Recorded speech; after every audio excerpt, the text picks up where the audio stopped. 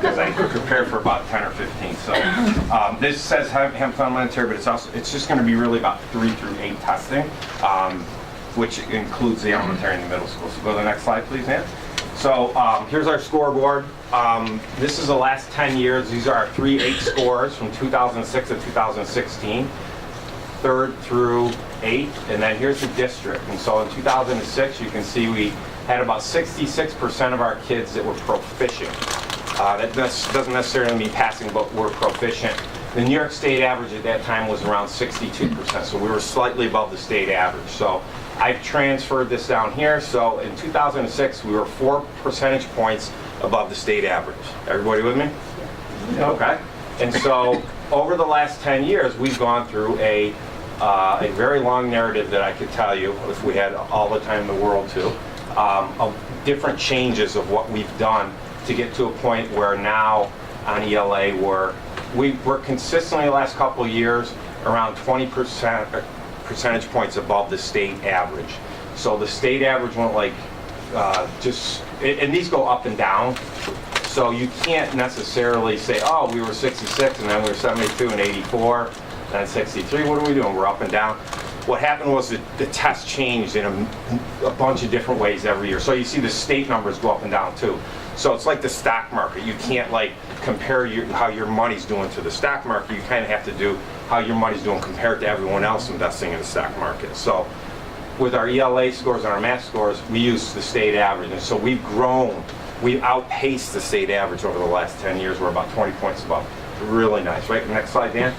That's what it looks like on a slide. We've got this nice trajectory, this nice path going up. Hopefully that continues.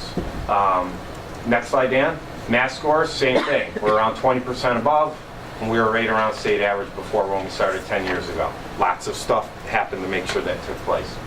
So very nice, right? Show the next slide. That looks very nice on a graph as well too, doesn't it? Okay, nice upward mobility. Here's where it gets a little bit ugly, where you have to get into numbers. And we really didn't get hit over the head with this until last year when we were deemed a focus district.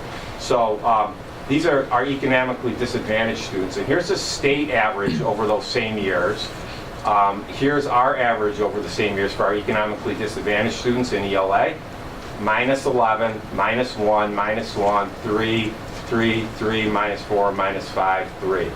Not seeing really any trajectory. In fact, if you look at math, same thing.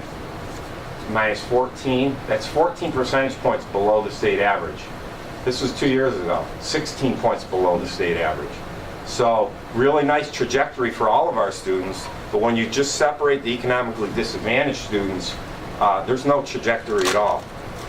So that caused us last year to ask a lot of questions and do a lot of things differently this year, and we're still in that. Next slide, Dan. Okay, so this is the state average here. You know, we're below, a little above, a little below. That's for ELA. And then one more, Dan. In math, we're consistently below the state average. And that's not the state average of all students. That's the state average of, we're comparing economically students here to economically disadvantaged students in other districts. Okay? And that shouldn't be happening. I don't think our poor students are any, well, that's a question.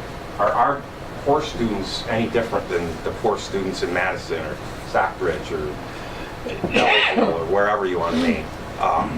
Are they any different? I don't think so. So we have to do some things differently here to address that. So here's some enrollment data that they asked us to put together. Our enrollment 10 years ago was 636. Today 520. I was looking at enrollment from 1998. 824 kids in 1998. So in less than 20 years, we've lost, went from 824 down to 520. Special ed numbers have stayed consistent, really, all through. But if you think about it, our population is decreasing. Our special ed numbers are about the same. So our percentage of special ed students going up, that costs money, lots of money. Economically disadvantaged students. This is where those graphs I gave you before really are meaningful. Okay, economically disadvantaged students. He had 85 in 08-09, and that's with 601 students, 14%. 156. That's 30% now. Economically disadvantaged students here. I got news for you. pre-K is not included in this. My pre-K class coming in next year is one of the largest classes I've had in a while, which is good. We're at about 45 kids, 43% free and reduced lunch population. Okay? That's it. I have a question. Wait, can I ask a quick question? What is the percentage of students who have opted out of the state testing? About 52 to 53% in the last But 2 that years. wouldn't affect the economically disadvantaged because, would it? It would. We have economically disadvantaged kids that opt out too. Almost about the same rate. It's pretty close. So, About yeah. 50%. Yeah, we have so that data's worth on half of our kids. You're right. But did that data started before the opt-out movement? Opt-out started two years ago, so only the last 2 years would be opt-out. So Both years are about 50%. So the economically disadvantaged was below even before the opt-out movement, if I remember from that Yes, data? absolutely. Okay. Yep, it's not a new problem. Oh, okay. Wow. Great, Kevin. Thank you. You want the clicker? You want me to click? Can you click it? It's up to You can you. go right to the next one. I'll start right away. All right, this is secondary data, and the ultimate goal of the secondary is completion, right? Getting our students, when they enter 9th grade, as a cohort in 4 years to complete. I like to use completion because, to me, that encompasses everybody. A completion is all of our students that graduated with a Regents diploma, a local diploma, or a diploma with an IEP. New York State does not recognize an IEP diploma as a graduate, unfortunately. To us, they are a graduate. If they finish their pathway, they are a completer. So the good news here is for the last 4 years, we have had a 100% completion rate of our 9th graders who entered to when they graduated after 4 years. 100%. And that includes our economically disadvantaged students. Yeah. Our component districts here, 94% are completing. The regional data for economically disadvantaged has not been released yet. And here's the state, 80%, 73% economically disadvantaged. So if you look at and compare, we're doing an awesome job getting our kids to complete on time with all subgroups. And that's what AYP is, adequate yearly progress, measures all subgroups against performance standards. And we are meeting that for the last 5 years, 6 years, 5 years. All right, Dan. I won't go through all of these slides. These are all of our Regents scores as compared to component districts within our BOCES. And we're looking at mastery, we're looking at proficiency, and then mastery and proficiency of component districts. And this is for the last 5 years.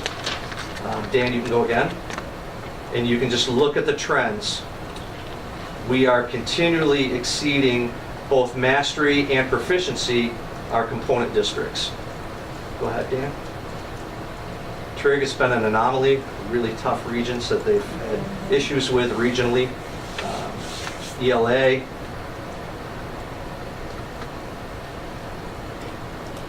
Earth science. Living environments.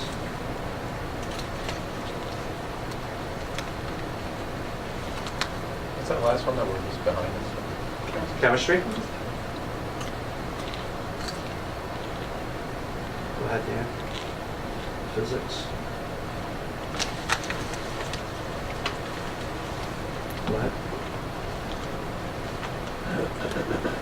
US history.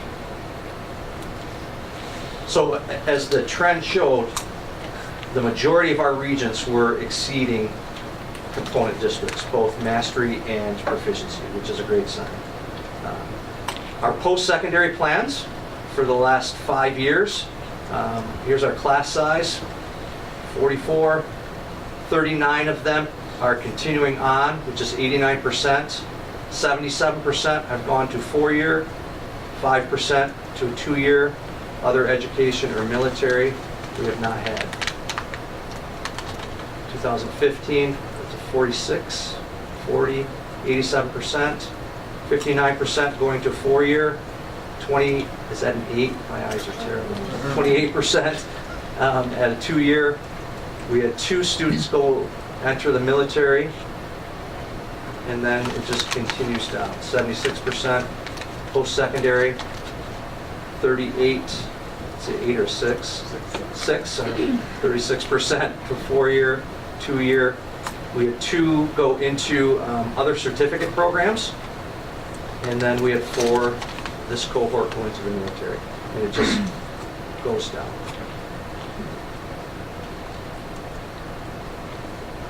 Dan, you can switch.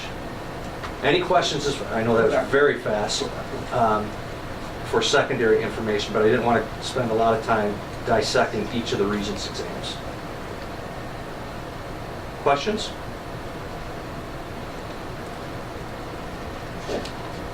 One more question. Yes. Can you break that down socioeconomically as well? For the post-secondary? Yeah. I did not. I can. And I can share that next, our next meeting. Sure. Yep. 'Cause it seems like that problem goes away in high school. Or am I reading this wrong? Well, that's the question we have to ask. right That's, now. yeah. That's what we're asking each other, yeah. We had, that same question came up today, when Okay. we put our data together. Yeah. Yeah. Yeah, I was interested, like, so what is the free and reduced population of this one class, like last year's class, maybe the year before? Because certainly, if you go back 10 years, we're only at a 14, Well, that's what I was 17% just thinking, free when you and showed those reduced. graphs before all those years, Now, the those Ds would kids be are- reflective of were much lower, so they wouldn't really be impacted. And question to ask as well, do high school students, I mean, elementary kids, their parents are going to apply because they're elementary kids. Is it different for high school students? Do they have some sort of influence to not apply for free or reduced lunch? So you have to say, are the statistics skewed? Just to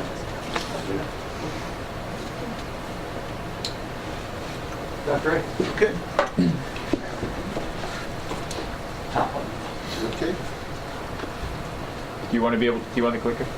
No, you can. It's just one slide, right? Okay. Oh, okay. So here's what we did: is we took a look at the district, the annual budget for the school district, and we looked at the population. Now, since 2011, 2012, our budget increase total is 4.8%, which is 5%, which is very, very good by any standard for your budget to just go up by that much. And you could look around the state and you'll see that's generally not the case. Here's our K through 12 enrollment from 550 to 520. And it shows you the end, where at the end it comes down to 5%. So 5.45%. Now this is K through 12, and those are students within the building. It's two things that doesn't account for it. Our students who are placed outside of district, and it also but it balances out because it's about 15 students who are placed out of district. But we also are, when we look at this 520, I just did this the other day with Ms. Lapp. 17 of those students are children of either staff members who get to come here or tuitioned in. So it shakes out that either way, there's roughly that number of kids this year when you exclude pre-K. And so the reason why we share this with you, because this is data, this is the scoreboard that informs us where we are. And where we are helps us navigate and decide kind of what to do. So we've just spent 5, 10, about 13 minutes on kind of this data walkthrough, and I'm gonna ask you to take a full minute or 2, actually 2 minutes, and I'm making this up as I go along. What do you see? What did you see? What do you think? And what do you wonder? Okay, so that's conversations amongst yourselves. What did you see? What do you think about what you saw? And what do you wonder about? It's called the See, Think, Wonder. And I'll start the timer now. See, Think, Wonder, and then we'll share out. Did anybody